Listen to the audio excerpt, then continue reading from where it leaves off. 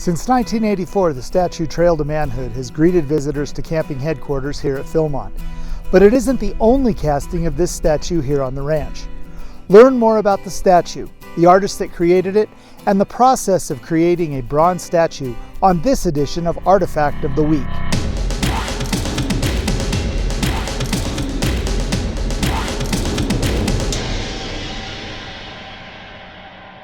Born and raised in Cody, Wyoming, Peter Fillerup was a noted sculptor of Western subjects such as the bronzes found in Historic Park in Salt Lake City, Fanning the Twister steamboat at the University of Wyoming, the statue of Jeremiah Johnson found on his grave outside of Cody, and the 3 Pony Express memorials, one in Cody, Wyoming, one at the Cabela's headquarters in Sidney, Nebraska, and one at Redstone Center in Park City, Utah.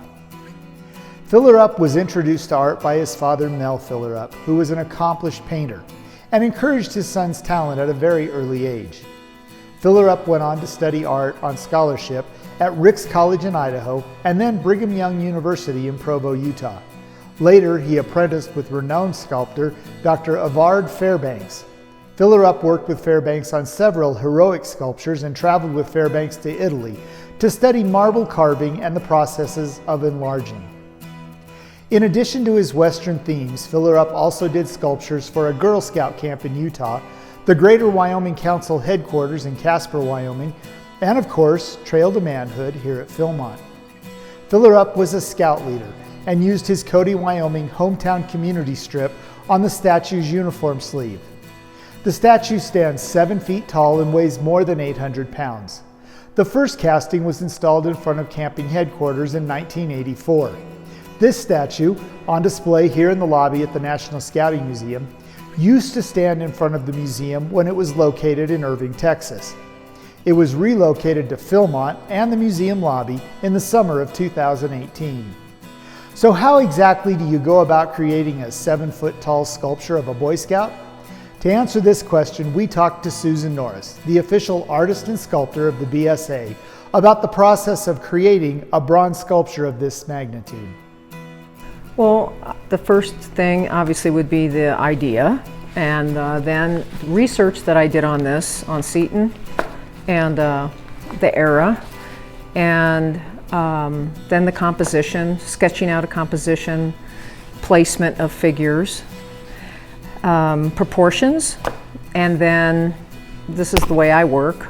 Everybody does different, but I will then build an armature, meaning that would be the supportive structure for the actual clay. And then I sculpt one piece at a time and place them the way I want them. So now you have this piece in clay. Then I took it to a mold maker. That is a person who would make a mold for the casting. Each piece was done separately. So this figure separately, the base is separate. It's not done as all one piece, it's kind of done separately and then put together in this particular case. The mold is made of a silicone rubber material, and then over that is what they call a mother mold, which is a plaster to keep it supported, structurally. From that, so that they will take the mold off of the original clay. So the clay is pretty much discarded, not discarded, but it's kind of cut up in pieces because it's not all done in one piece. Pieces are taken off individually, legs, arms, so that the mold will come off. When you have the mold, then they will do a wax casting. So that's kind of what I always like to call like a chocolate Easter bunny, because it's hollow, it's not solid. So it's about 3/8 of an inch thick. It even looks like chocolate, it's brown most of the time. And then you would have your wax impressions of each piece, so you have like wax copies of these. Then those are each piece is put into what's called investment, which is like a ceramic slurry. That's what it looks like when it's being made. And the waxes are dipped into that slurry and coated. So now you have the wax inside, the hollow wax inside, coated in a ceramic shell that hardens. And of course it's done in several pieces, it's not just one, but I'm just trying to make this simple. And on the investment casting or the investment and the wax inside. There's sprues and vents put on.